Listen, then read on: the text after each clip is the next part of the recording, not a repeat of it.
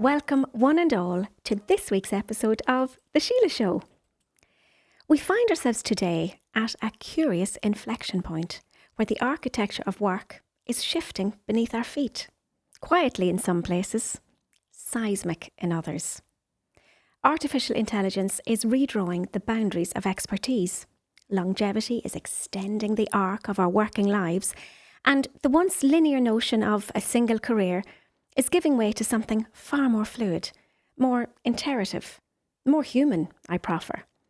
We're no longer simply asking the question of ourselves and of others, what do you do? But rather, what does what you do mean to you? What is the meaning of meaning in a life well lived? Is your work merely functional, or is it expressive of who you are? More's the point, of who you'd like to be? Is it sustaining you, or is it revealing you? There was a time when the prestige professions like solicitors and barristers were the traditional pillars of certainty, and they stood unchallenged at the summit of aspiration. That horizon is shifting fast and furiously. More recently, skilled trades, the tangible, the practical, and the profoundly human crafts are rising in value in ways that we are only beginning to understand. Because whilst AI can interpret, AI can analyse, AI can predict, it can't arrive at your door with a toolbox, nor can it replicate instinct, presence, or even lived experience. So perhaps the more interesting question doesn't pertain to what do you do, but rather whether or not you are still becoming as you continue to do whatever it is you do. Whether or not you'd be inclined or willing at any stage to begin again, to retrain, to reimagine, to reclaim something essential within yourself, heretofore dormant perhaps. And it is in this spirit of reinvention of a life lived in full view and yet deeply personal that brings us to our guest today. A woman many will recognise not only for her years as a trusted voice in Irish weather, but for the way she has navigated change with candour and courage and with a quiet refusal to be neatly defined. From forecasting storms to stepping onto the dance floor, from moments of national visibility to those deeply human flashes of vulnerability, which we will chat about today, today's guest, Joanna Donnelly, has remained unmistakably herself throughout. Here to discuss reinvention, purpose, and the art of staying true to your evolving self, no matter what stage of life you're in a world that's always changing.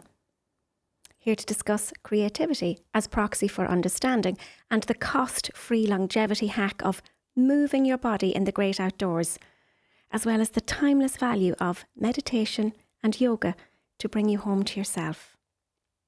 Without further ado, Joanna Donnelly, the heartiest of Síle Show welcomes to lovely you. Thank you so much. Thank you for having me here. I'm so excited to be here and so interested to see how this turns out, but also a little nervous. Are you going to be able to get me to stop talking at any point? Well, don't be nervous. You're in your grannies. Joanna, will you take us back to the beginning, wherever you wish to take that from? Tell us all about you and as you went up through your school career and decided where your career path was going to take you then, to the person that we end up knowing so well that was beaming into our sitting rooms all over the country. Yeah, it's funny, isn't it? Because since I stopped doing what I was known for doing, I think a lot of people have been asking me, it's every week I'm asked by somebody, what are you going to do next? Because people got to know me from being on TV. But I was only on TV for 10 years of the 30 years I was in Met Éireann. And I actually consider myself a scientist and not a celebrity. I've never felt that presenting the weather on television was a celebrity role. So I've always thought of myself as a scientist. And now that I've finished being a scientist and I worked for 37 years, I think I want to maybe be completely different. And if I try to think back to myself as a child, I think I was always a scientist. I was always trying to figure out how things worked. I was an absolute nuisance in school because I was only interested in maths and science. And the poor teachers that ever tried to get me to be focused in any other class never had a hope. I remember being at a meeting of meteorologists and sitting talking to a programmer from the British Met Office, the ECMWF, I can't remember, but he was a fairly high level and very good programmer. But I started talking about pattern matching, which is effectively what we do in meteorology. That's effectively the foundation of meteorology and weather forecasting. And I said, I can't not pattern match. That's a part of what keeps my brain steady. And I'm saying to him and to my husband, before Candy Crush, there was Minesweeper, and I counted back all the games I've ever played, but it started with knitting. And I was only thinking there before I came in, I could have brought my knitting here today. To sit and knit is the calming part of my day-to-day, And I think I remember when I started, my mother teaching me how to knit.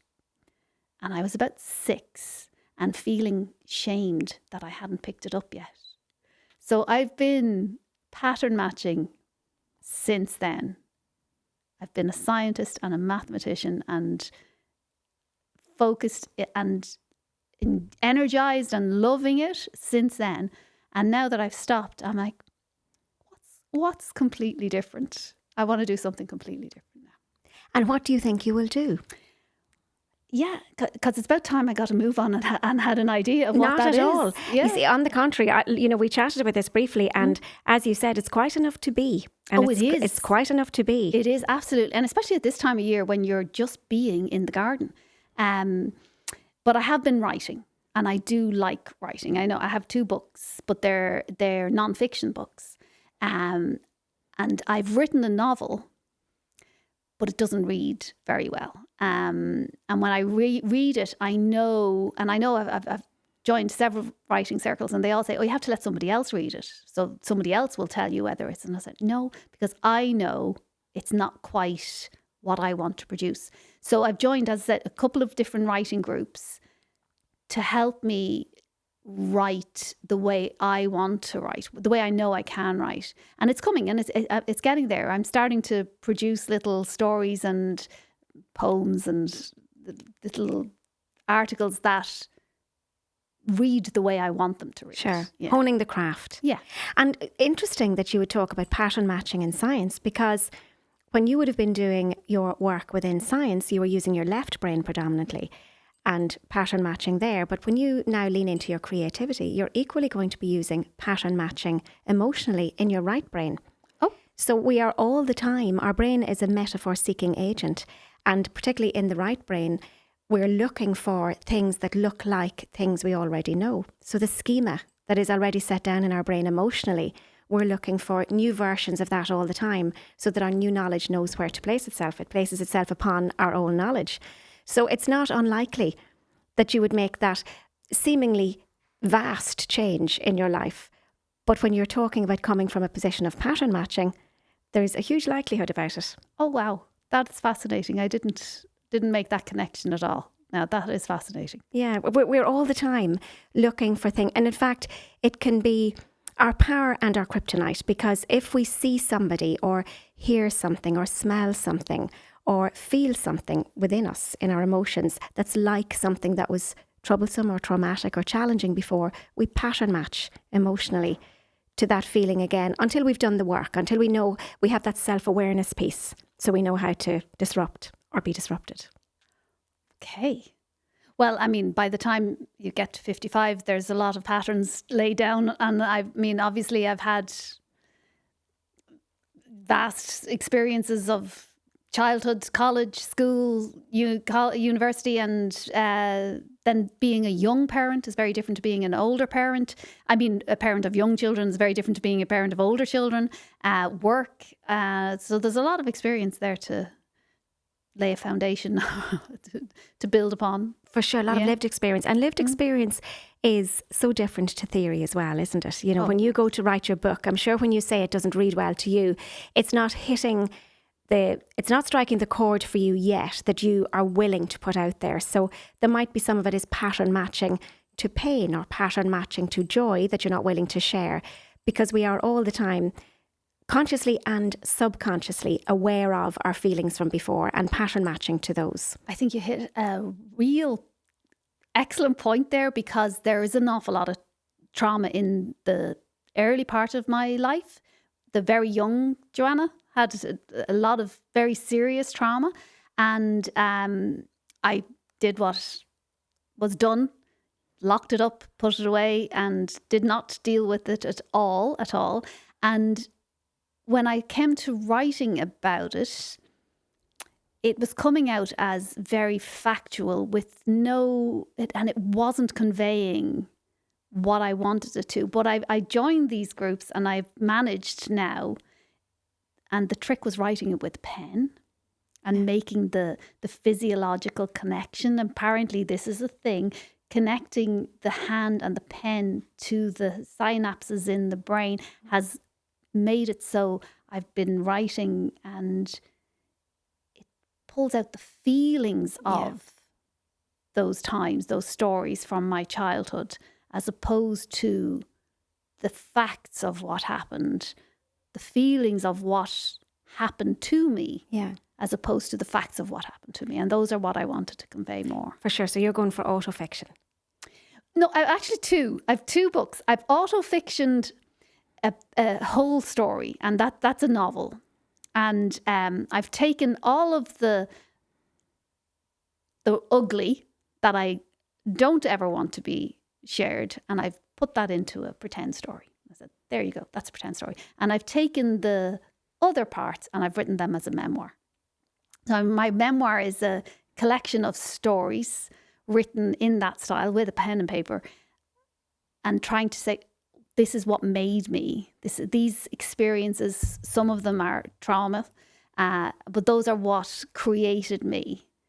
And this is how I turned out. So that's one book. And then the autofiction book is another book entirely. And in that one, I'm a murderer, which was great fun. So are you just using it as more or less a dumping ground for the emotions that you're pushing your way through? Because the only way through is through. And that's a fantastic thing, because journaling is proxy to understanding. As we get the helicopter view of where we're at a given time, even if it's not something we ever want to share with the world, if it's just to get it out of our head onto a page, then you're not in the problem, you're the observer of the problem. Yeah. So that alone gives you a very troubleshooting vantage point. It has been such a wonderfully growing experience for me to do that, to journal through those traumas and write them in a way that, I mean, whatever I'm doing in life, in the world, I'm always questioning, that question, what would Jesus do? My question to myself is, why would you do this? What's the purpose of doing this? Will it help somebody? Will somebody else be listening to this or reading this and think, oh, I too experienced that? When we were going through, Harm and I struggled to conceive our second child, so we had secondary infertility. And at the time I talked about it a lot. We used messaging forums before the days of social media. And I talked about it in newspapers as well. I did interviews about my experience with secondary infertility, because I knew that it was a very private thing to go through. And a lot of people don't share and don't experience. And so they don't get any help and they don't get any support. And I thought, well, I don't feel that it's anything to be, not that anybody should feel ashamed or anybody did feel ashamed or embarrassed about, but some people do. And I said, well, I don't feel that. So I'm going to put myself out there and help people, because it does help people. It does, of course. And that's clearly in alignment with your temperament, Joanna. We see now all of the ways that you've used your platform over the years. So that might have been quite avant-garde at the time, but very in alignment with who you are. You remain quite constantly you throughout all of your experience. As we see, who are any of us to think we know anything about you other than what you might share with us? But I think it's a lovely, relatable thing to do with your platform when you can be in service of others. it's so fulfilling for yourself and so helpful, as you say. It's like an in-service leadership within the CEO of you. I can do this, so I will. This is how I will move myself through this pain barrier and hopefully cast a wider net and help others as well. And I think that's, and I remember being in university and asking a question. I remember putting my hand up and asking a question, and a lot of heads turned when I asked a question. And the professor said he had never had that response before. It's like, I've always had the idea, I'm not the only one with this question. Most of the people in the room, and I remember that day in particular, all the heads that turned when I asked that particular question. And it might have been, it might have been an easy question or a silly question, but I knew all of those heads all wanted the same question answered. And as unique as we are as people, we're also very much the same. And if you're feeling or experiencing things, there's probably other people going through it as well. They're more than likely, you asking that question is going to help or give an answer to somebody else listening.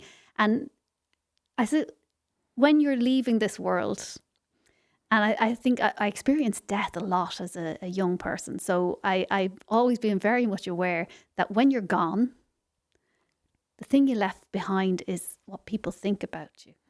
And your legacy has to be of kindness, because if it's not, then it's nothing. Nobody's going to care how much money you had. They're really not. They're only going to remember how you made them feel and what you bring to the world.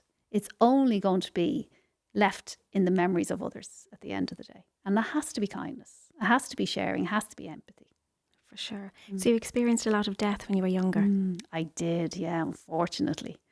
And I know that even the deaths that I didn't experience, and I'll explain what I mean by that, had a huge impact in me.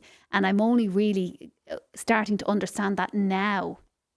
So I'll start, first of all, my mother's mother. So my grandmother sat up one night in bed, and my mother relayed the story to me much later in life, and she said, ow. She put her hand to her head and said, ow. And my grandfather rushed her to the hospital. They lived in the city centre at the time. He rushed her to the hospital and she was dead. She died of an aneurysm at age 48. She had 9 children. Her eldest child had a baby 1-year-old, and her youngest child was 6 at the time.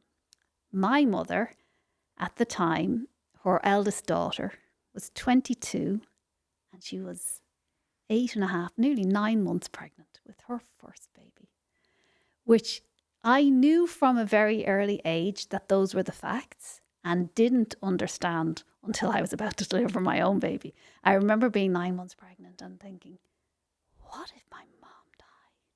How could I do this without my mom? Her mom died just a couple of weeks before her first baby was born. So you had a vicarious trauma attached to I that. had that, and because my mom experienced that awful trauma, we lived with it in our house growing up. My mom was always, it's going to get worse. I'll tell you why now. So that was 1966 when my eldest brother was born. And my grandfather, my father's father, died then, I think it was in 68, when my mom was pregnant with my brother, I think. And then I was born in 1970, and my uncle had a very serious accident while mom was pregnant with me. My poor mother. Then we got to 1974.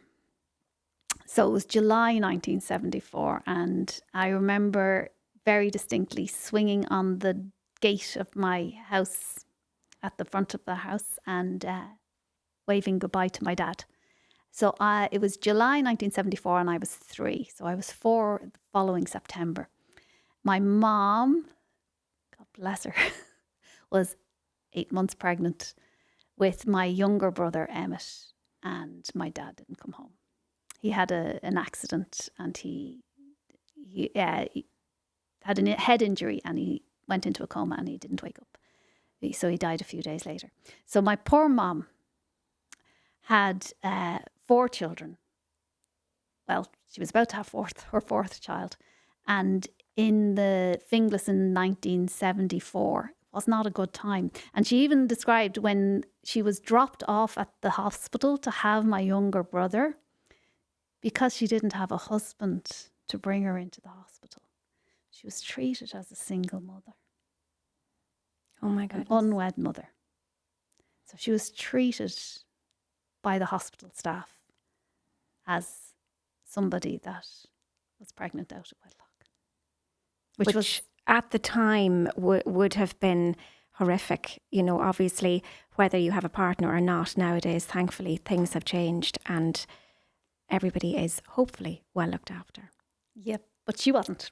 God bless her. She wasn't. Joanna, look at the pattern matches there from your grandmother's experience to your mother's experience. And even we chatted briefly about your birthing experience and how one of them just wasn't a pleasant experience, and your own mum's. Isn't that uncanny? The cross-generational vicarious trauma that's handed down. Yeah, and might I add, we were hugging there earlier, and we both commented we're small women, and although I never felt small when I was a young person, I recognise small, but I had a huge baby. Well, not huge, but big baby. But my mom also had lots of big babies, and delivering a big baby without support and bringing it home to a home filled with devastation.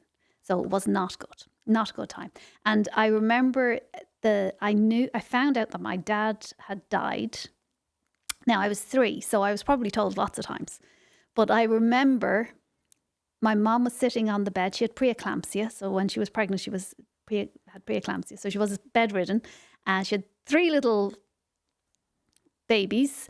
And my eldest brother was 8, was beating me up.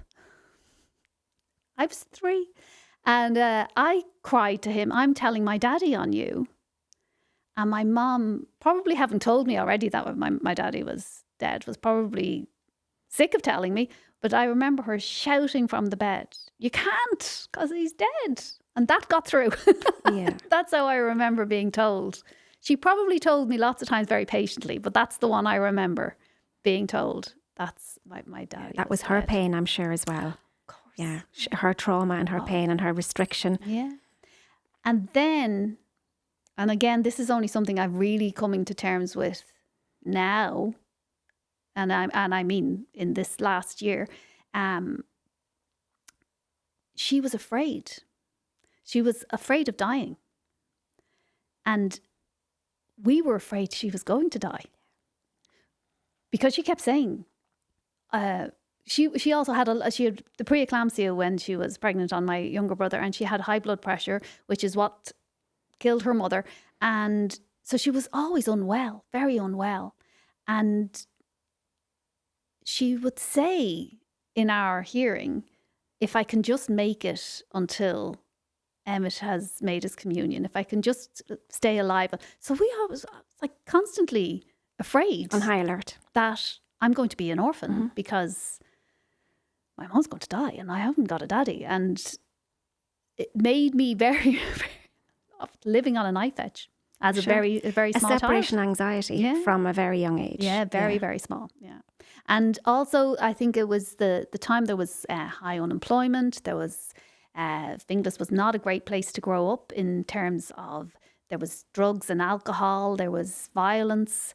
So it was a house full of fear and chaos all the time from a young age. My mom, not looked after by the medical profession, was like a lot of women in her era, was prescribed Valium. And I would love to go back in time and say to that doctor, "You can't give a mother of 4 Valium." Yeah. She needs to be able to fire on all engines. She needs to be out of bed. So I remember being a small child, pulling the kitchen chair over to the gas cooker, standing up in the gas cooker to light the safety matches of the grill, you know, the high grill. Yeah. Lord, the things that we remember, and cooking, warming the milk for my little brother's breakfast. And I was so small, I was standing on a kitchen chair. I know. So parentalised at a very young age. Very young. Yeah, very young, which is now unthinkable. But whatever that did to me at a young age,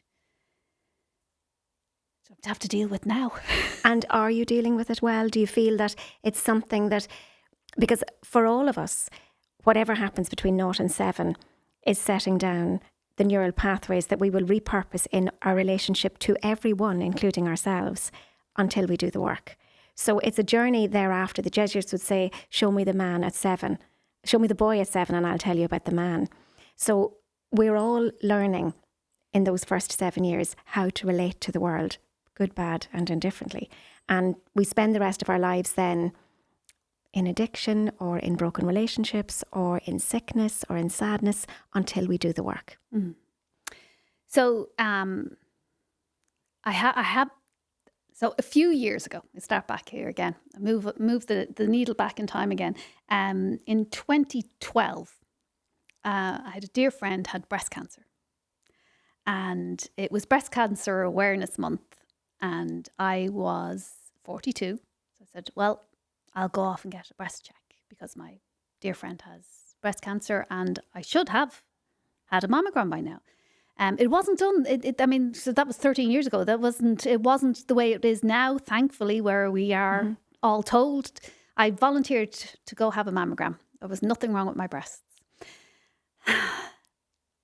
And I remember I had done my hair nice that morning and I'd headed off, and I knew that there wasn't anything wrong with me. I didn't have any symptoms. I hadn't found a lump. I was only doing this as a tribute to my friend. And I put myself into the mammogram machine. You know, they're very, very uncomfortable things.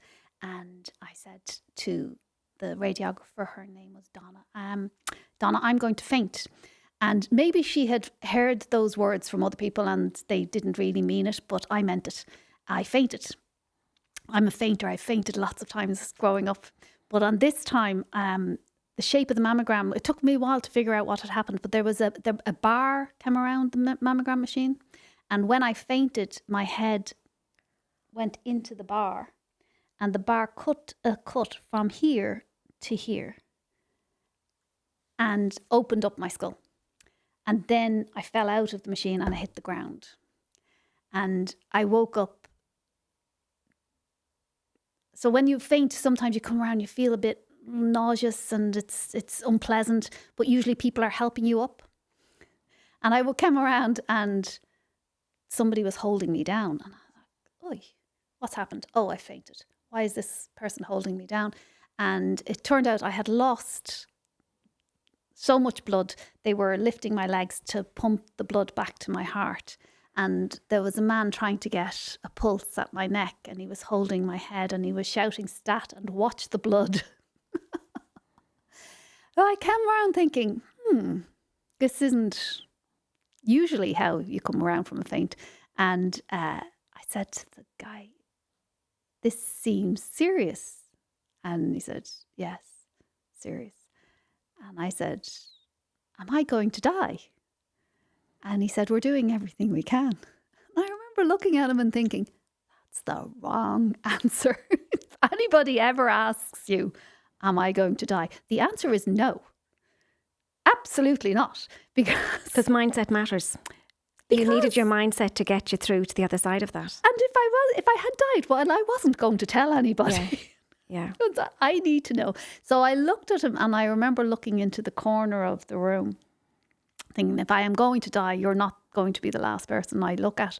And I looked into the corner of the room and I thought to myself, my children were, Casper was 3 at the time. And I thought Harm would take the children and he would go back to the Netherlands and his sister and his parents would help him and they would be okay. Because my husband was a great husband, a great father, and he would have support from his family and my children would be okay. That's what I was looking into the affirming that into the light, and I was like, they're going to be okay. My children are going to be okay. So okay, I'm going to die, and then I didn't, which is great. But afterwards, And this had happened in the previous time I had fainted as well. Afterwards, I started getting panic attacks. And you don't know that you're getting a panic attack when it's a panic attack. You think you're going to die. So there was a couple of times when I thought, oh, I'm dying. And I remember one of the times was I had eaten a bagel and a little sesame seed got stuck in the back of my throat. And I started to panic and I thought, I'm going to die. And I was running around the room in the kitchen. I went into the bathroom and I remember when I was about to throw up and I thought, I'm not going to die. But if I keep this up, then I could die. And I Settled yourself. settled myself down. I went to the doctor and I said, I think I'm having panic attacks. And he said, yeah, that sounds like you could be because you nearly died. So he sent me to a therapist and she did a thing called EMDR with me. And should I say what that is? Do please. Movement desensitization and reprogramming. And she did one exercise with me of EMDR where we put on the click things and my eyes went from side to side and I talked through the whole experience of the faint and the waking up and the blood and thinking I was going to die and the stitches and everything. And I didn't have any other panic attacks. Amazing. At all. Well done. From that one day. So I suppose that was a minor enough trauma. But my therapist, being the wonderful woman she is, said, I think there might be more for you to dig around in. And I, being the scientist that I am, was so impressed with the science behind EMDR and how it works and the physiological responses in our brain and all of the pathways and synapses and the eye movement. And it just made so much sense. I said, I'll do that again. I'll give it another go. And so I went back and I sat down and I said, don't know what's going to come out. I honestly hadn't an idea what was going to come out. And I sat in the chair and she said, no, we're going to sit in a train and you're going to describe out the window whatever it is. And then the train's going to move away. And, we're just going to talk about it. And I got on the train and I sat beside little me. So there was 3-year-old little me sitting on the train. And into the train compartment, it was one of those old trains that were still running when I was a child. Like the Harry Potter train, then you got into a little compartment and the doors opened. So it was that type of train. And this man got on. And I recognised him as my father. I might start crying now. And I'm sitting there with this little girl, me. I had red hair, so little red-haired 3-year-old me. I was sitting with me in my arms, and this man was here, and he said the train was going to stop, and he had to get off. And I knew that's him going, and he's leaving, and I had to comfort me to say, you're going to be okay. This is bad, but you're going to be okay. And I think the needing to tell the child that you're going to be okay, you're going to live, you're going to make it, you're going to be happy, you're going to be successful, you're going to be okay. Mm-hmm. This is a terrible thing that's going to happen, but you're going to be okay. Mm-hmm. So I did that and I was like, where did that come from? No idea that was going to happen. I had never processed the death of my father at 3. Yeah. When you're 3, these days, children that suffer grief are supported, and that's thankfully. But in 1974, we weren't. Nobody knew that I had a grief. Mm-hmm. Everybody had a grief, and everybody was dealing with their terrible grief. So nobody took the time to explain to this 3-year-old, this is called grief. Yeah. So it was, so that was 2012. And I've been dipping my toe in and out of my therapist's living room since then. Yeah. Because I know that there's lots and lots of other, much to do. And she lets me go and she says, think we need to check in. Well, the thing is, when you work some one thing out and you heal insofar as you can from that one thing, it allows you to settle. And then the next thing, like the cork in water, is allowed to rise. So it's not like it hasn't worked.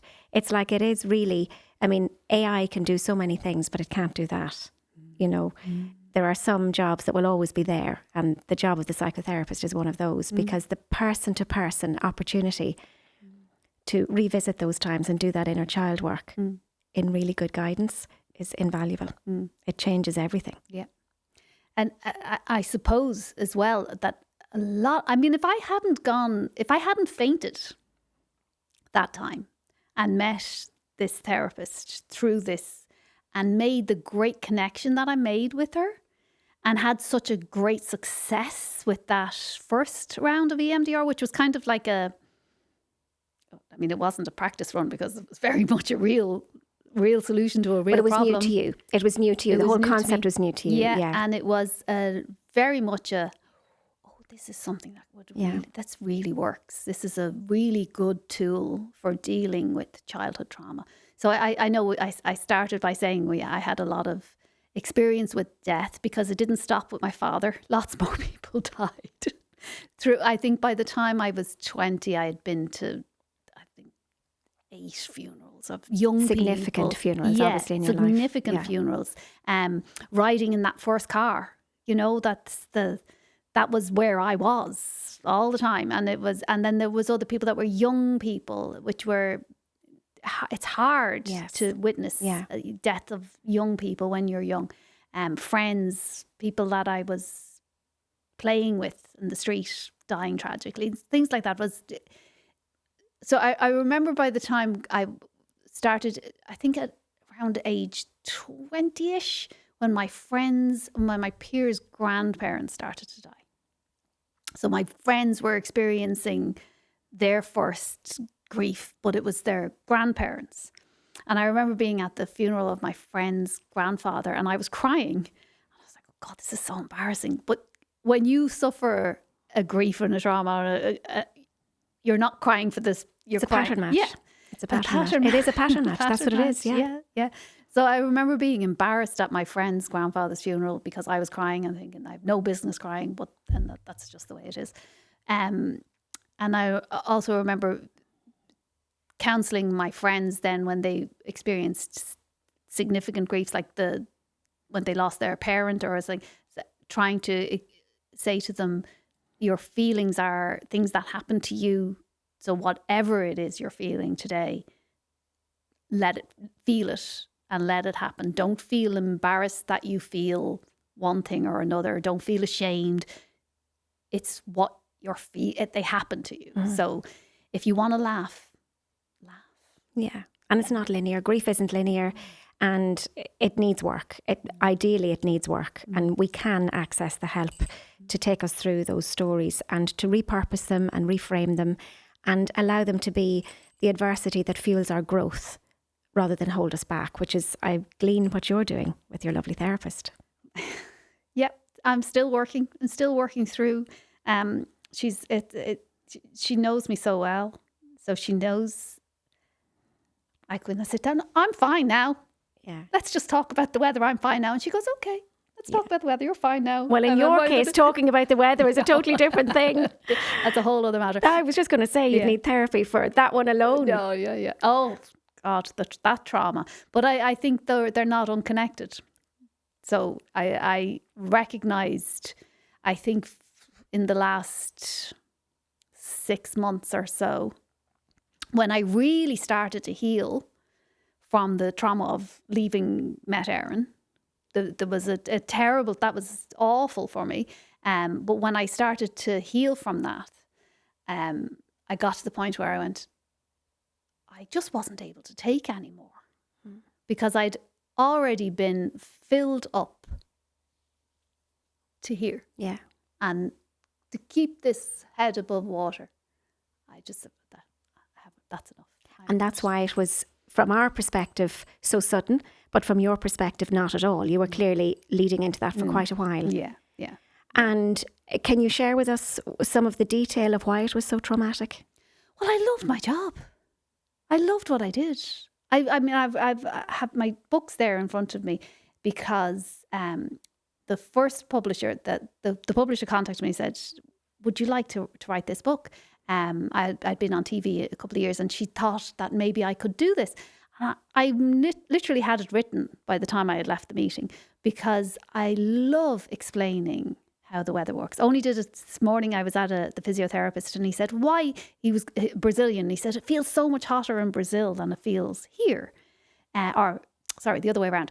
In Ireland at 24 degrees, we're baked, we're roasted. It's absolutely glorious. It's too hot. We're all. But if you go to Brazil, the same temperature, it's 34 degrees in Brazil, and I was explaining to him why it is that way, and it's generally speaking because to get to 24 degrees in Ireland, you need anticyclonic conditions, which is drier air, and it's the humidity that makes you feel the heat or not. So yes, Síle, even in these conversations, the weather still comes into it. I can't help myself. But I just love that, and I have always loved it. I love explaining the weather. I love explaining it to children, to adults, to friends, to neighbours, to people that stop me on the street and say sorry. And I say, don't say sorry. This is my joy. I love explaining science. I love figuring it out, working out what it is, and then finding a way to make it relatable. Making a connection that person that I'm talking to at that time is going to access understand. It, yes. And it's different for everybody. It's a different way of explaining it depending on whether they are 8-year-olds in a classrooms or 65-year-olds in clubs or societies. But I get joy from it. I feed off it. So I loved my job. And I loved every day. The work was great and I loved it. And then the bureaucracy of the civil servants, I couldn't do it anymore. The interpersonal relationships between myself and my managers had deteriorated to the point where nobody was talking to anybody. We weren't even making words. Mm-hmm. And it's very hard for somebody who's personable to go to work in that type of environment. So did you feel that there was a top-down leadership that was exclusive? Was there a ring of fire that you couldn't, that was impenetrable, where emerging leaders tapped down with a metaphorical mallet? Where was your voice not heard to the point where you felt that you were marginalised or othered and you couldn't cope? Yeah. Well, it was, I was treated differently. Because within the office, I suppose I was different. I was constantly being asked to do things outside of the office, and I wanted to do it. So there was, I was probably somebody different that they had to deal with, and in order to deal with me, they tried to make new rules to make me play, but it just didn't work. It just didn't work. So let's see, am I tracking? So when you say things outside of the office, do you mean your RTE work? You had other opportunities, is it? Or were you being asked within your brief as a meteorologist? I'll tell you honestly, school visits, to go visit schools and talk to children in school classrooms. Libraries, to go talk to children in libraries, in schools, libraries, clubs and societies. People would contact me through the office and say, we'd really love if you come and talk to this group of children, or these Science Week, Maths Week, Climate Week, Children's Books Week. People host events and they would call me and say, would you do this? I'm not allowed, as a civil servant, you're not allowed to do work outside of, and I'm sorry, I don't mean paid work. This is voluntary work. This is just talking to kids in schools. It's not like, I'm not talking about a side hustle. No, there was no side hustle. There was no, what was the big income scandal? streams, I'm sure. No income streams. No. No free flip-flops. Yeah. So wasn't there a scandal about all these fancy flip-flops? No, nothing like that. It was literally talking to kids in schools. But I was asked a lot. The other thing that was happening was the radio stations, if they wanted to talk to somebody about a particular weather event, they had my home number, they would call me at home. And I would, well, I'm not in work, so I have to get permission to make this. So it was a constant case of, and initially it would be, oh, you can do school visits, and then you couldn't do school visits. You couldn't do anything. So I couldn't do anything. It's fine. So you felt that was very, you felt kind of hemmed in. It was getting reducing more and the more and aperture more. for your creativity and the expression of you as a person. But even the reaction to, like, I would send in a request, I've been asked to do this, and they just wouldn't answer me. So it wasn't like even I would follow the rules, and they wouldn't play by the rules. And they wouldn't play by other rules as well. We were supposed to have we worked 24 hours, 365 days. The office is open all the time. So we don't work Monday to Friday. We didn't work Monday to Friday 9 to 5. We were supposed to have a pattern of shifts so that you knew when you were going to be working. Very hard to explain, but a sequence of different shifts.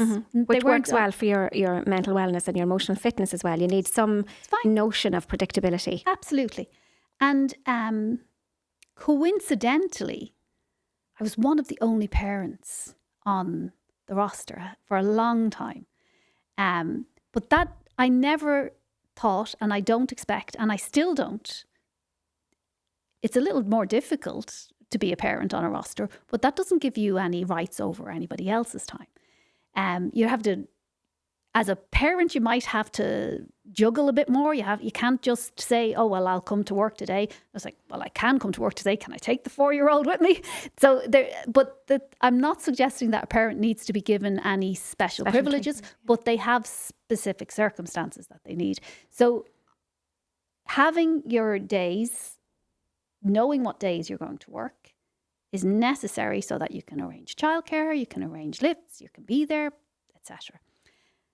And they started to just change the roster.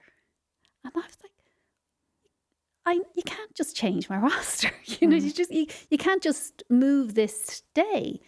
And one person at one point put their hand in front of my face and said, that's just the way it is now. And somebody else might have been able to cope with that and say, I don't know, deal with it and write an email, an angry email. But I just was not able to cope with it anymore. People putting their hands in front of their face, or a manager that said, well, I find you very difficult. I said, what does that mean? I tried to teach myself how to play the piano. I only started when I was about 48. And I use a little app and I play the piano. I love it. It's great. It's a great, this is pattern matching with rewards. One of the challenges I set myself was to learn how to play Clair de Lune. And I targeted my 50th birthday. I was going to play Clair de Lune. And it's a very difficult piece. So it was very hard. But it's difficult because I'm not a good pianist. If I was a good pianist, it wouldn't be so hard. And I remember when this manager said to me, I find you very difficult. I said, well, that's because you're not a good manager. It's not me. I'm not difficult. I'm sitting ready and willing and prepared to follow the rules, to turn up to work, do the job, and proceed as normal. You're being unable to provide me with the resources, which is a fixed roster, and the support and the help to develop my skill set. That's all on you. But they said, I find you difficult and other people do too. And I said, hold on a minute. Groupthink. You better tell me who. And they blurted out a name who happened to be a friend of mine. And I went to them and I said, hey, this guy said you find me difficult. And his face drained of colour. No, it's not true. We have banter and we disagree from occasion, but this guy actually, we got on okay because this guy has some skills, but this guy didn't. And I eventually said, you know, the way they say drowning is a silent thing. It's when the children are splashing in the pool, they're safe, they're screaming. It's when they go quiet, you need to catch. Because at the end of a drowning, your body tells your brain tells your body to conserve all its breath, no screaming. And you end up in the water up to there. And that's how I felt at the end of my career. I was in the water up to there, and I just, on the last threat was that they were punishing me, and I was going to be taken off the TV. Now, I was a meteorologist for 14 years before I went on TV. So I was a forecaster working away in the radio in the background. You didn't see me, nobody knew who I was, doing my job. And then after 14 years doing the same job, a little bit of a change, a little bit of a challenge, do something on TV. It's a bit more interesting, or it's, a change. But it's only part of the job. The delivery of Met Éireann's weather forecast, the object is to get it into as many people as possible. That's what your job is. You create a forecast and you try tell as many people as possible. So I was quite effective at communicating the forecast to as many people as possible because I knew about engagement. I knew about how to keep the people that I wanted to connect with connected. So I was good at it. And they were going to stop me from being allowed to do that, which was benefiting them, as a punishment for teaching kids science. Yeah. As a punishment for teaching kids science, I was not going to be allowed to do the job that they needed me to do and that I was doing well. And I just said, no, yeah, I'm not. You'd had enough at that stage. I couldn't do it anymore. And I actually, because in the civil service, you have the option, and it's really important that you do have this option to take a break on mental health break, sick leave. And I was acutely stressed at that point. Suffering from acute stress. It was physically manifesting. There were days I was sitting on the sofa with my arm, unable to lift my arm off the sofa. I thought, this is chronic fatigue, this is post-viral, this is COVID again. I'm taking these tests. Is this COVID? Is this long COVID? What is wrong with me? Your body was keeping score. My body was keeping the score, and it was saying, no, sit. I'm fit, I run, I cycle, I swim, I yoga. I'm always on the go. But in these periods of acute stress, I was just nothing. And I remember being really worried that I was 54 at the time. I was thinking, is this going to be my retirement? Is this going to be my future? Am I going to spend my future sitting on the sofa watching reruns of ER and Friends? Because that's not what I want from my life. So I took some sick leave, and the civil service doctor, because if you take sick leave, you have to go to the civil service doctor. She said, you are really suffering from stress. She was a great, great woman, really great doctor. And she said, you need to take a good bit of time. And then eventually I went back to her and I said, no, I'm going to leave. Because I needed her to sign me off that I could leave. And she said, are you sure? Do you not want to take some more time? She says, because you can take your time here. And I could have stayed on sick leave for years. I could have stayed there until I had all of this dealt with at the therapist, and I had it sorted out, and I had my nose above water. But at that point, I said, I done it. I'm done. Yeah. I've did it for 30 years. I had a great time. I did the TV for 10 years. I had a great time. I got Dancing with the Stars. I had a great time. And now it's time for me to say, I'm going to do something else. Yeah. So Joanna, just circling back to that, I want to say thank you for sharing. And you shared it very eloquently, very, very articulately, and very relatably. I'm not sure that anybody who's watching in, none of us have any right to have any notion of anybody's life anyway. But I suppose when you're very public facing by choice, people do have opinions. And to explain your exit as you've just done, I would imagine, is a very different story to the story many people will ever have presumed was the reason behind the exit. And I know as a practicing psychotherapist and a leadership coach myself, I work with people in public sector all the time who feel very marginalised. People feel that, you know, in public sector, that because there is recourse to human resources and to grievance procedures, that, you know, you're buffered left, right and centre, and you can actually stand behind a screen, if you like, for 10 years on sick leave. In some cases, perhaps, I'm sure. Not to depreciate the system now at all, but I suppose to delineate between public sector and private sector, it is more difficult. If there's somebody running their own business listening to this, we need to hold the corner for a while for them and say, listen, we understand there is a very big difference, because if you were in private sector or running your own business, you just couldn't take that much time off. You'd have to push through.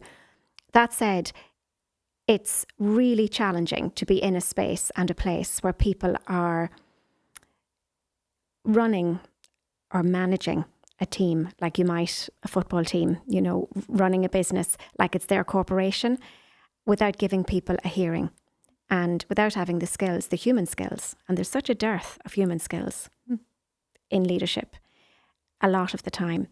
And people do leave great jobs, permanent pensionable jobs that they could have remained in for quite a while longer and perhaps sought some of the advancement opportunities within their industry if they didn't feel so unseen, unheard, unvalued.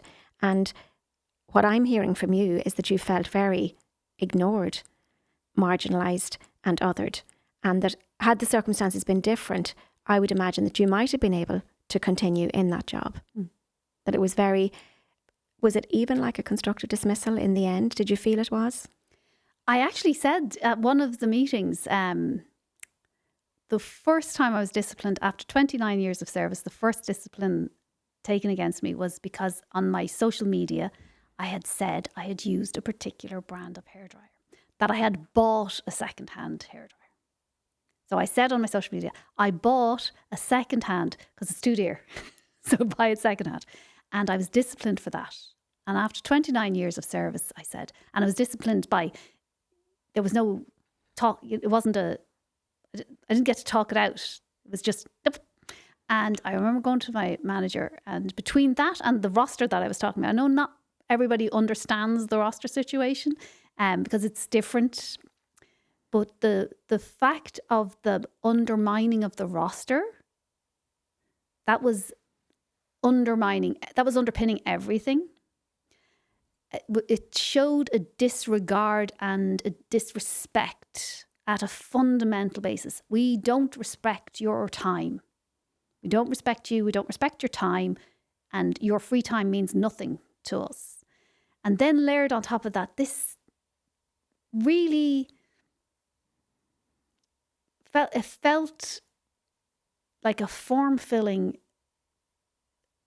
a way to punish me. It was like, I found a way to get you. And I remember saying to my manager at the time, the manager's manager, the head guy, you know, this is constructive dismissal. This roster, it was particularly the roster that was the issue. Changing somebody's roster without interaction, that is actually one of the grounds top three for constructive dismissal. And I said, no, it's not. And I was like, it actually is. You know, that it's like a manager is supposed to be, and you're right, the private sector and people working for themselves don't have this luxury, but we need the public service to be supported, because we desperately need Gardaí, nurses, teachers. We desperately need the public sector we need to nourish and cherish and revere them, because we're certainly not paying them. We need to really look after these people that are on the front line of servicing us. We do, Joanna, and we also need the people within the service to have integrity and authenticity, which I'm gleaning from you, you absolutely had. Yeah. And then we need the people in leadership to be audited. You can't be left as a principal teacher or as a head of your department or as, a superior in Garda Síochána and never be audited again. It's not okay to get into these really important roles and not have the art of your craft queried and questioned constructively on occasions, because people can get it wrong and people can be very, they can discipline and they can be disciplinarians and get away with it until it's called to question. And I don't think you got a chance within that system safely. And the role of the management of a manager in any organisation, be it in your private business or in public sector, should be to provide resources, be they human resources or technical, a physical space to work, a sofa to sit on, a mic to speak into, and people to do the job. So the physical resources, technological resources, the human resources, they need to be provided by management. And then they need to be supported. And when they fail or they're not up to standard, they need to be maybe provided with new training or provided with an exit. It depends. But the purpose of management should be to provide a space where work can be done. Mm-hmm. And I was in the space where I was working. But instead of looking to me and saying, why are we not getting along? Why are we fighting? Why are things going wrong? Come in and sit down and let's talk about how we can get this space working well together. I kept getting these emails saying, you're being disciplined. Yeah. And the last one was, you're going to be stopped from doing the job, only part of the job, the part that was on the television, as if that part of the job was some sort of reward or some sort of treat, that I wanted to do that part of my job more than this part of my job. Maybe other people covet being on TV, but I didn't. Or value it to a greater extent. Yeah. So the visibility was going to be taken from you, lest you should have some joy from that when they didn't feel that you were dancing to the beat of their drum. And what I was doing on the TV was delivering their message, which is what they needed to have done. So I was doing it really well. So what frustrated me more than anything was they were like shooting themselves in the foot. Apart even from that, Joanna, that's again, that would be nearly, to some extent, that's the fragile side of you, the gentle, empathic side of you, nearly not standing into your own story, even now, all these years later, and believing that it's quite enough to say this happened to me and just leave it full stop, full sentence, this happened. I feel is quite enough sometimes. That is your subjective view of what happened. And I, for one, in this experience, see you, hear you and value you. And I'm aware of, now listening to you, how very difficult that was for your person type. As we listen to this, I can see you already leaving space in your story for the fact that somebody else might have handled that differently. I was showing up as I was, with the wisdom and knowledge I had, to say, this is something I would like to discuss. I'm ready and willing, you said, if I recall correctly, to have this conversation. And hard conversations don't have to be difficult. And you're right. It is the role of the person in management to be skilled enough to deal with all of the many person types that they manage and that they lead. And it should be a leadership mentality. So then, people in leadership need auditing as well for the system to work fluidly. Yeah. There's a thing called the Peter Principle, where sounds trivial or sounds it sounds bad, but people rise to the level of their incompetency. And I'm not suggesting that the people that were promoted to these managerial roles, but it's the civil service, you pass an exam and you get a promotion. They weren't necessarily gifted with the skills or the tools themselves to be able to effectively manage difficult people. I was like, and I might have been a difficult person because I stubbornly would not accept that somebody puts your hands up and says, talk. That's just the way it is. And I, instead of saying, oh, okay then. Yeah, no, you instinctively knew that there was something wrong with That's that. wrong. But you could start the instinctive response to that with a disruption mentality. But clearly, by the sounds of it, you couldn't push through to the finish line with that because it broke you first. Yeah, it did. Which is terrible. Yeah. And that's not okay. But, it is terrible. It was terrible. But we're nearly a year on. It was Good Friday. No, Easter Monday when I said bye. So I'm nearly coming up on my year anniversary from having done that. And the first few months of my retirement, I was frenetically running around the house, painting things and, stripping panels and replanting and doing all sorts of work, physical work. And I was working with the therapist to work on that end of things. And I was, panicking of what am I going to do? How am I going to earn money? As it turns out, all of those things were not necessary. There was no need to panic and there's no need to worry about how about money. That's putting into my head other people's thoughts of what are you going to do next. And now I've realised, because you're an actress and you wear many hats. And I've been trying on hats over the last 3 or 4 months. I joined a performing arts group, the Dice Players in Palmerstown. And just a community group of actors and comedians and performers and singers.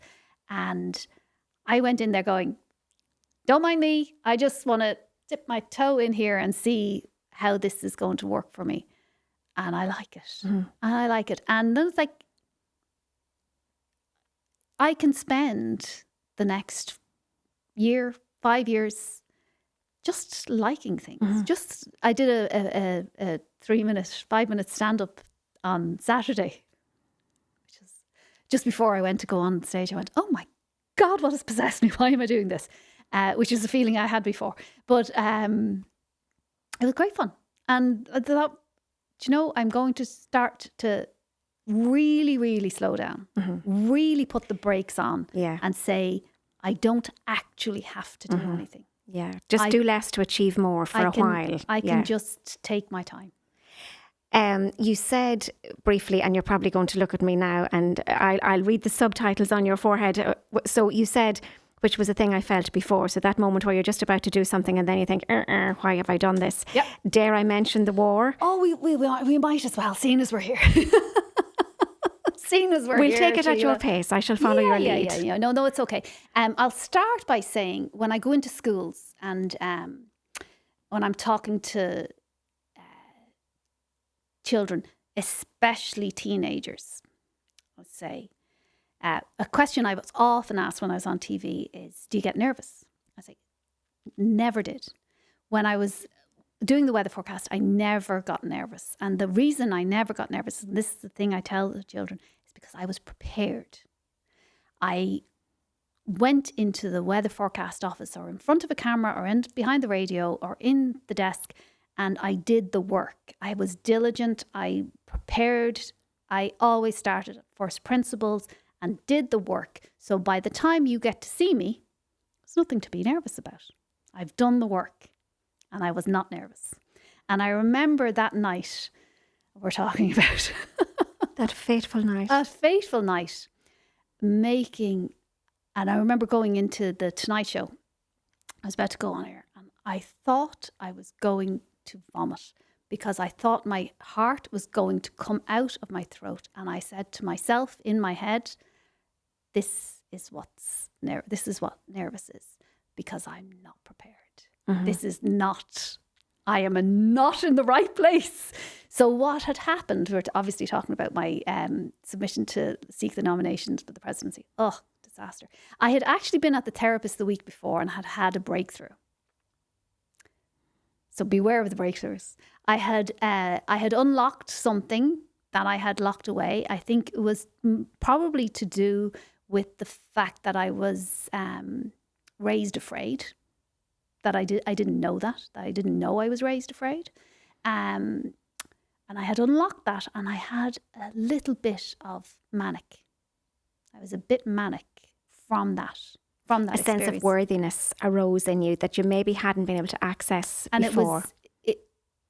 I was unbalanced. I was momentarily insane. But I recognise now what I was feeling. But there were a few other things happening at the same time. I had come off the TV. People were asking me all the time. People, very, very well-meaning people that I met at a funeral, when I was out cycling, when I was out and about into the public. And people had said to me, would you run? Wouldn't that be? And I'd be like, what are you talking about? No, of course not. No, no. Very well-meaning people. And I was like, thank you. I'm very flattered, but no, that's not something I envisage for myself. And then there was somebody in the news that was complaining a lot about not having an opportunity to have a nomination. And I was thinking, how does this nomination process work anyway? Have they even applied? I wonder, have they even applied? Because they're complaining that they're not going to get the nomination. But I wonder, have they even applied? Do they even want the job? I was thinking about Michael Flatley. That's his name? Yes. Yeah, the dancer. And I was thinking, why would he want that job? Because he's plenty of money and he won't be able to go off dancing or doing, why would he want that job? And Bob Geldof, why would Bob Geldof want that job? He doesn't live in, he'd have to, that would unsettle their lives entirely. Why would they want that job? And all of these things are a question. And then I was like, I wonder, how do you even look for a nomination? And then I made a fatal mistake. I sent in an email to see what put me in a nomination. I was expecting to get an email back saying, no, thank you, you're not qualified, but thank you for your interest. That's what I was expecting. A PFO is what I was expecting. But instead, somebody had sent it to the newspapers that morning, and then the radio stations were calling, and then I got caught up.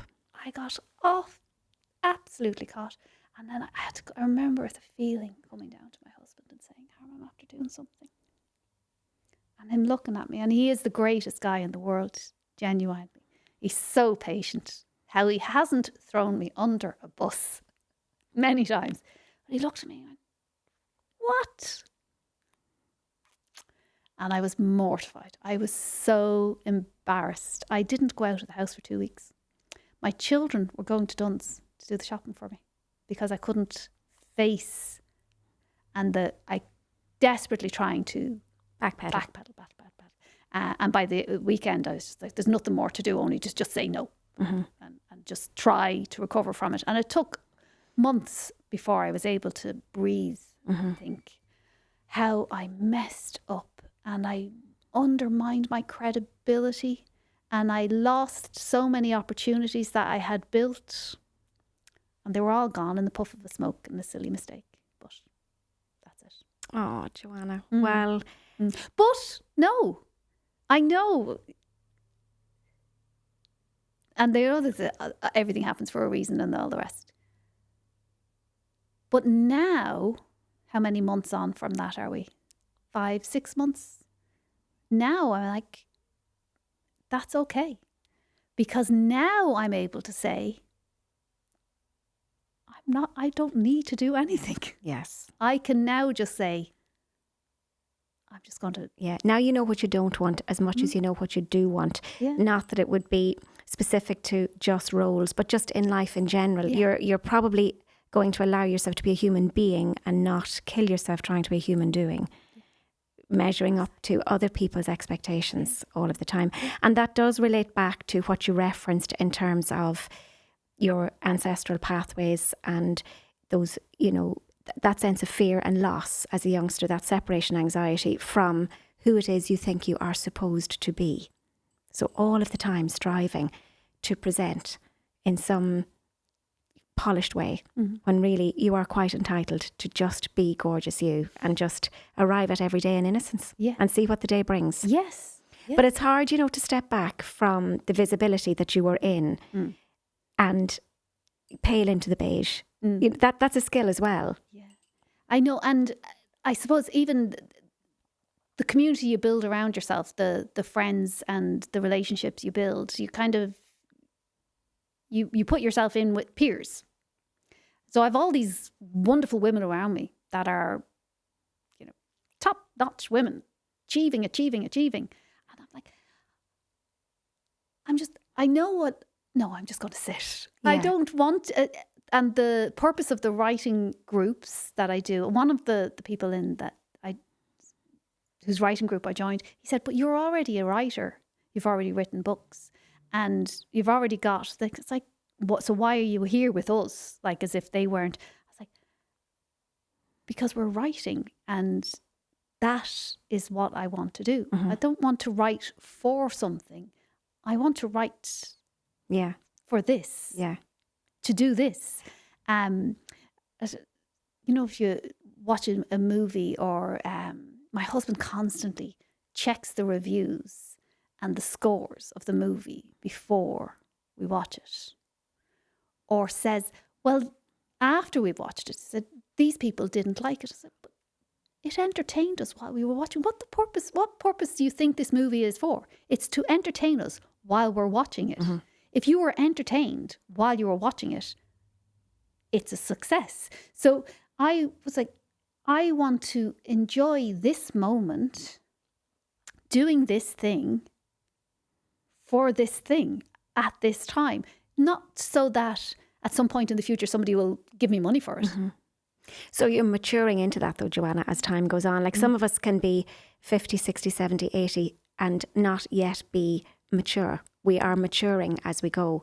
And I think that experience, by the sounds of it in particular, gave you a huge opportunity to grow a part of you that might have remained immature forever, all the time, working hard to be something for somebody else. Who have you been trying to please all of your life? It's that inner child again, needs a lot more cuddles. I think she needs a lot of cuddles.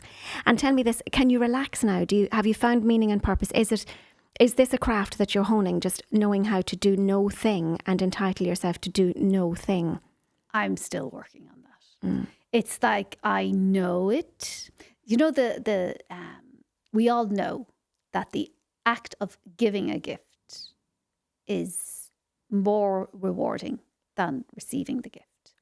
And that's in everything, in terms of kindness and generosity and compliments. I love your peach, is it? I think it probably is, yes. It's beautiful. It's just looks so light. It's lovely. So I compliment you on that. I love to compliment people randomly in the streets and in the, just randomly say to somebody, gosh, you have a beautiful smile. And then they enjoy their moment of surprise. I feel from that fills me up with joy, giving a little bit of joy.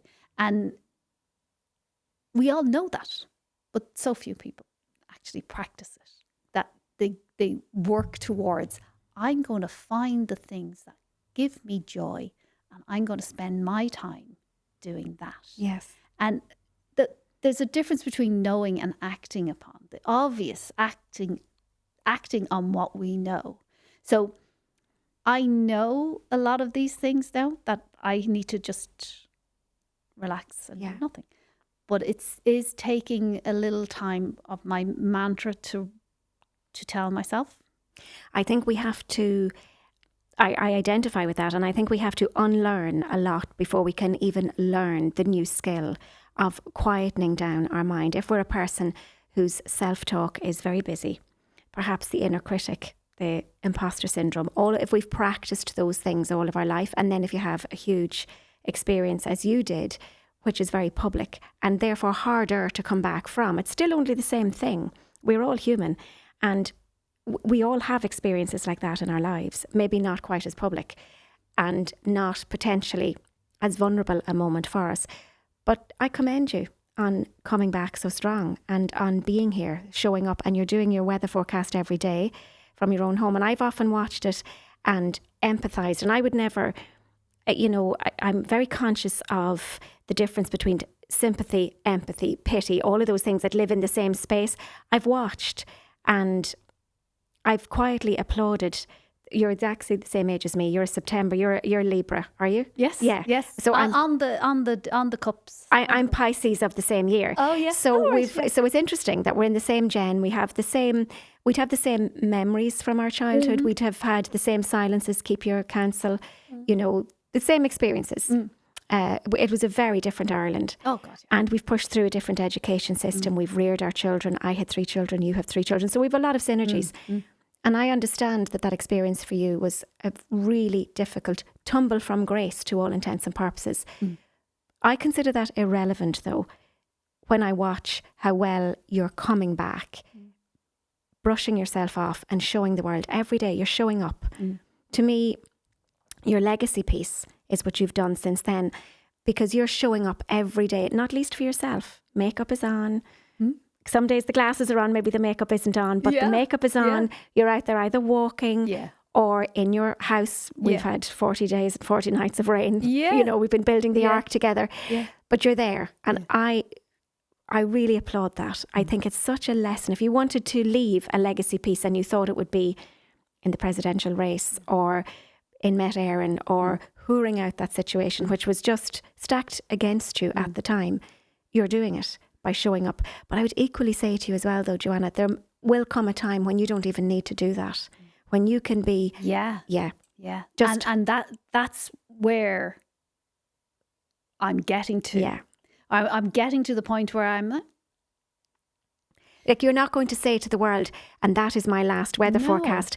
But it will be okay, actually, because you're being very creative now. So you might find a very creative, poetic way to maybe do it 2 days a week or 1 day a week. Because I know it's wonderful, and I know you love science, and I know you love reporting the weather.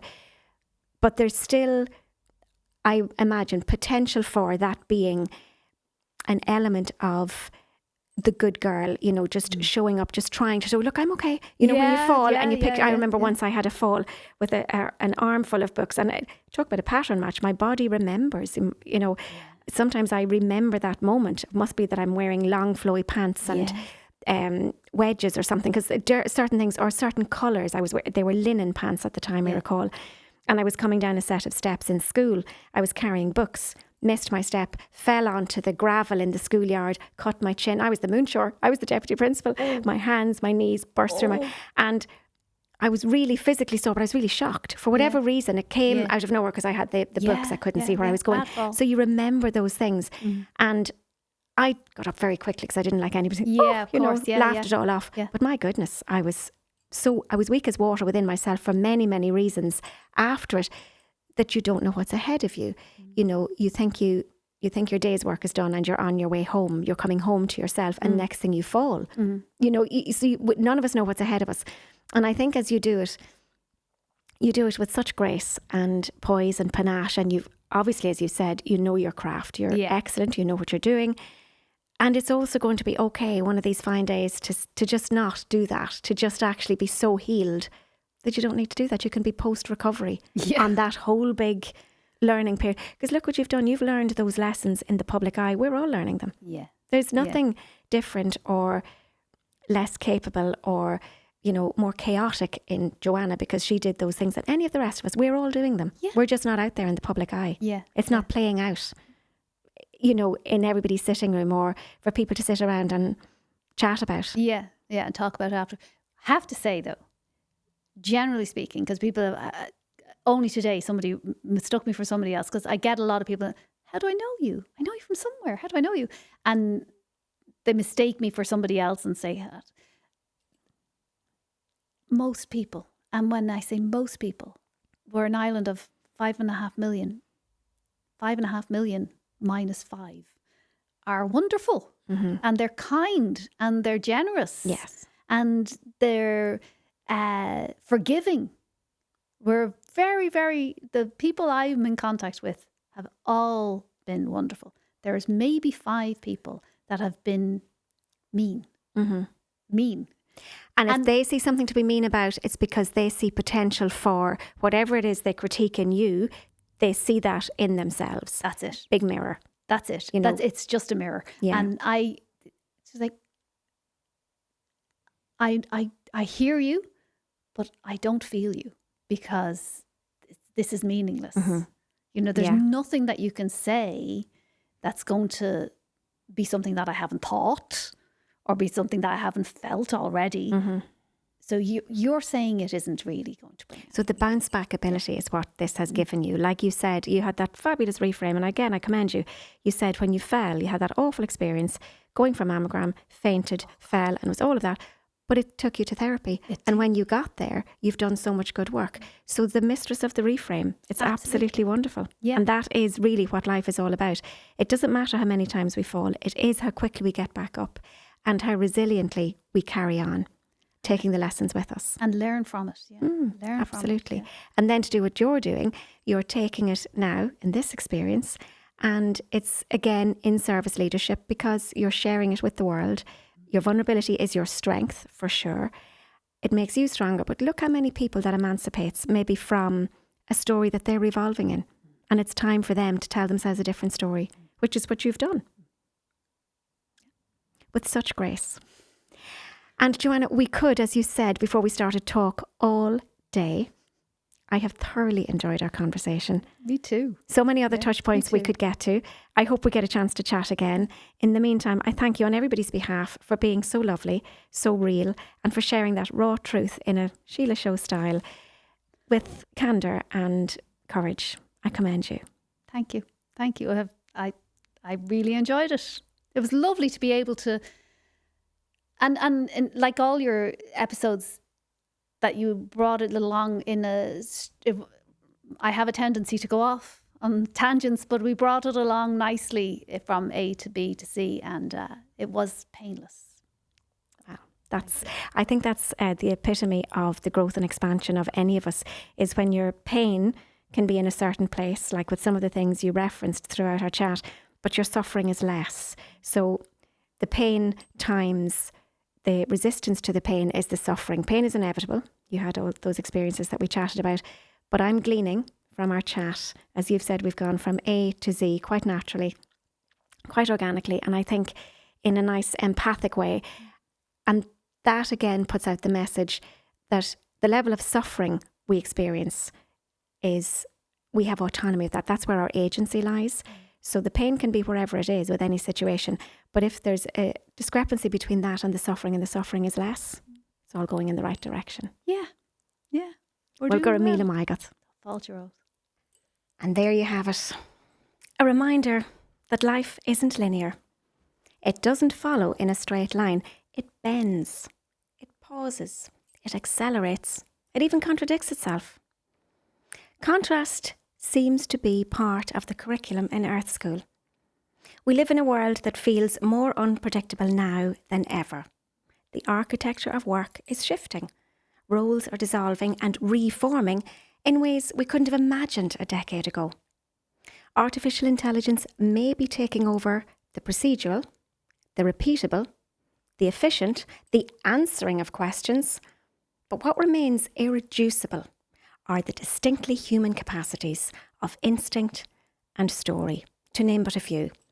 That story that you tell yourself, your ability to feel within that story, and to tell yourself a different story when old narratives keep you stuck, revolving, not evolving. And to this end, asking the right questions is key. More importantly, AI can't ask questions. Who knew? Some of the most important questions that we ask, above all of ourselves, don't have answers. They don't even require answers. It's in the asking, it's in the reflection and the pondering and the journaling, if you're so inclined, that we evolve, that we grow, and that we find coherence and direction. Journaling, as we said today, is proxy for understanding. When you look around you today and you see people searching, changing paths, questioning everything, even stepping away from lives that seemed quite certain at a time and that they would remain as such forever, perhaps it isn't dysfunction, as we might have said before.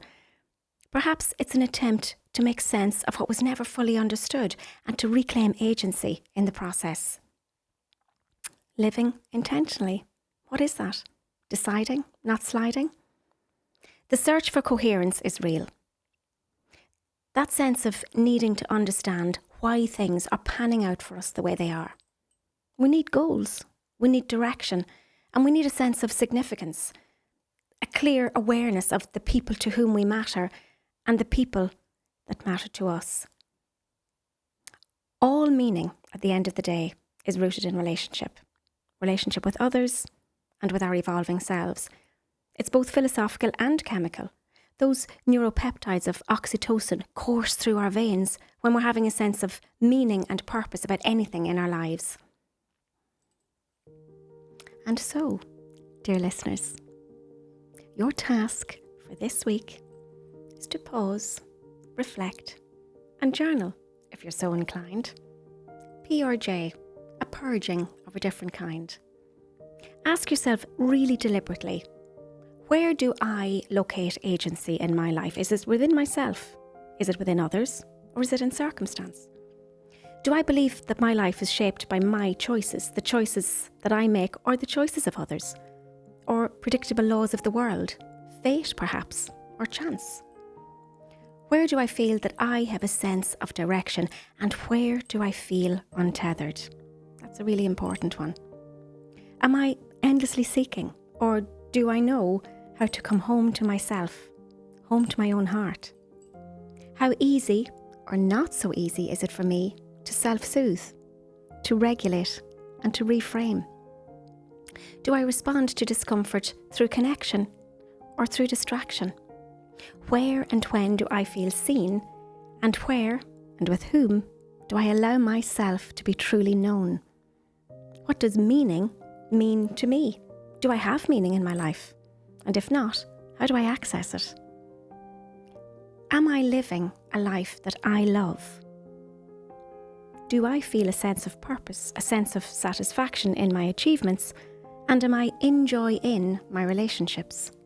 Because meaning isn't found once and archived. It requires regular emotional needs auditing. It's built, it's revised, and it's returned to again and again across a lifetime.